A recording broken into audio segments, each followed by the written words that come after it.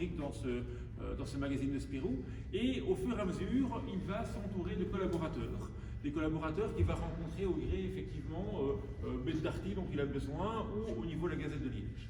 Et il va rencontrer Victor Hubinon, j'y arrive, hein, vous imaginez bien, en 1942 pour la première fois.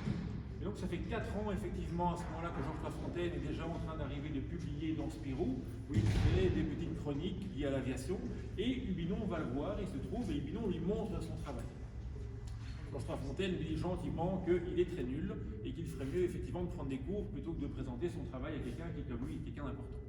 Hubinon est très vexé, vous l'imaginez bien, et donc effectivement Hubinon, qui a quand même la volonté de pouvoir continuer à s'améliorer en dessin, va s'inscrire aux Beaux-Arts de Liège pour pouvoir effectivement prendre des cours, même s'il est quand même très vexé. Georges Lafontaine continue à arriver et à écrire beaucoup dans le journal de Spirou, c'est la guerre donc à ce moment-là, mais il rencontre en 1944 un jeune étudiant en droit qui s'appelle Jean-Michel Charlier. Pour ceux qui ne connaissent pas, Jean-Michel Charlier est sans doute l'un des plus réputés scénaristes franco-belges, car outre Bugdali, dont on va beaucoup parler, il a fait également Tanguy et la Verdure, il a fait Blueberry, enfin je ne vais pas tous les citer, mais c'est effectivement, je dirais, une pointure dans son domaine, pour ne pas dire l'un des plus grands scénaristes qu'on ait pu avoir, en tout cas avec Goscinny et Jean Reno.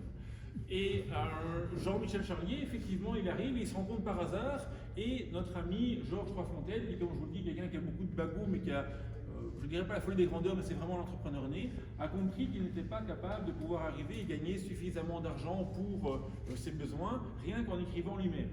Et donc la meilleure façon de faire, c'est de se dire, je prends des gens qui vont écrire un peu à ma place, et je vais prendre un pourcentage conséquent, effectivement, de ce qu'ils vont pouvoir écrire. Et c'est comme ça qu'il s'entoure de différentes personnes, dont Jean-Michel Charlier. Et Charlier commence donc à arriver et à réaliser des articles dans le journal de Spirou ensemble.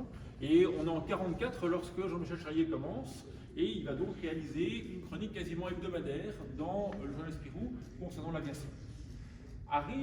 Revient plutôt notre ami Victor Hubinon en 1946. C'est donc 4 ans après la première rencontre avec Georges Lafontaine. Il revient en disant voilà ce que je fais maintenant. Et là, Lafontaine trouve qu'effectivement Hubinon a fait un réel effort. Et il ne l'engage pas, il le met à l'essai pour réaliser différents petits dessins, que ce soit pour le Moustique ou pour d'autres journaux, y compris des journaux des éditions du Puy. Et effectivement, ça marche plutôt pas mal. Le petit monde va ensemble et tous ces gens travaillent pour finir ensemble. Et quand je dis qu'ils travaillent ensemble, c'est qu'ils travaillent dans un endroit très réduit. Georges Lafontaine, il habite toujours Liège, et même si c'est quelqu'un qui a beaucoup d'ambition, il vit toujours chez sa maman, et les quelques compères qu'il a autour de lui, y compris un comptable, travaillent dans la chambre de Georges Lafontaine et parfois dans un bout du salon. Et donc tous ces gens sont les uns sur les autres en train d'essayer d'arriver, d'écrire, de pouvoir taper, de faire des comptes, et de surtout pouvoir arriver et essayer de pouvoir amuser donc la jeunesse, en partie avec le journal Spirou.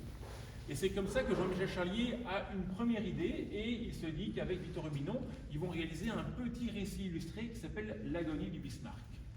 Est-ce que vous connaissez ce petit récit? Oui, pour certains d'entre vous, magnifique. C'est vraiment la première collaboration qu'il y a eu entre Jean-Michel Charlier et Victor Hubinon.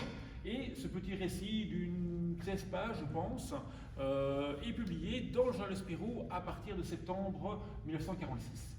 C'est vraiment une révélation, en tout cas pour les lecteurs qui adorent effectivement ce qu'ils voient, c'est-à-dire un récit qui est bien raconté, mais où il y a un mélange de réaliste et en même temps où on parle de la guerre, parce que la guerre était encore vivace dans les esprits, et pour les jeunes de l'époque, c'était important de pouvoir comprendre ce qui s'était passé.